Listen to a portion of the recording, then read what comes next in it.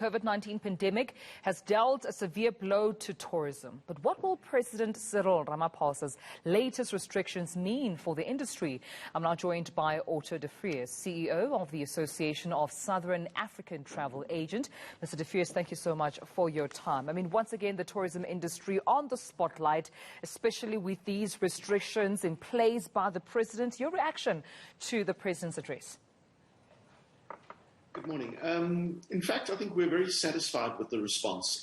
The engagement with government in terms of planning and preparing for these latest adjustments has been very open and transparent.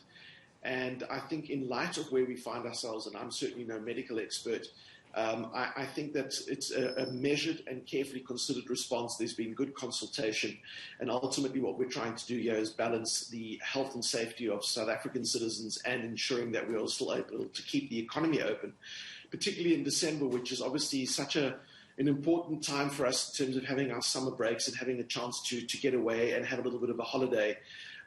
That looks very different this year, but it's still possible. And I think from that point of view, we're very pleased with the outcome. Yeah, and when we look at it from that perspective, it's more from the consumer's perspective, the one who's traveling, the one who wants to explore the country and have a good time during this festive season. But when we look at the businesses as well as some of the jobs that are on the line, I mean, how severe, if at all, will they be impacted? Well, look, I think this is where we can acknowledge the work that the government has done, is in recognizing that if we don't find a balanced approach, we're going to find ourselves in a situation where, as a result of the first wave and the impact that had on the economy, the country actually doesn't have the capacity to allow that to happen again.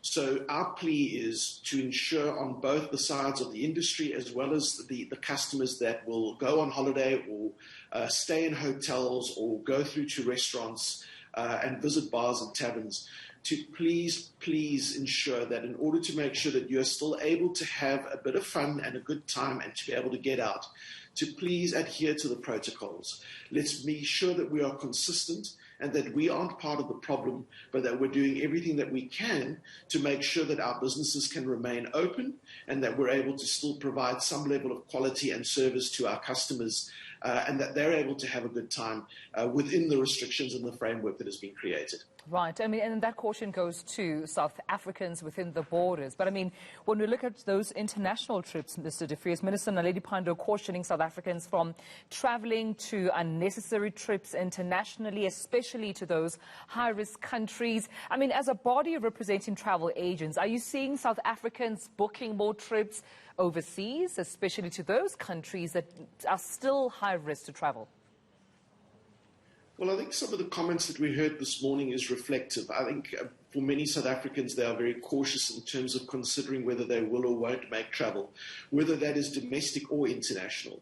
And there'll be a number of factors that will determine that decision. I think first and foremost, from a domestic travel point of view, there shouldn't be a reason for people not to travel. I know that beaches are quite a critical component, and the idea that you would be safer at home versus traveling.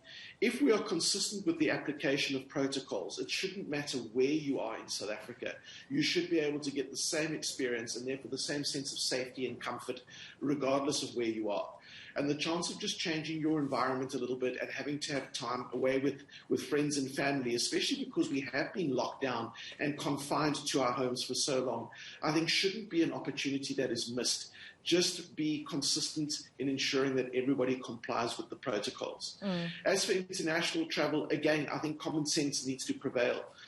It would indeed not make sense to be booking travel to high-risk countries. In fact, many of those countries' borders have shut and closed anyway. Right. So there would be severe limitations in terms of where you can and can't go.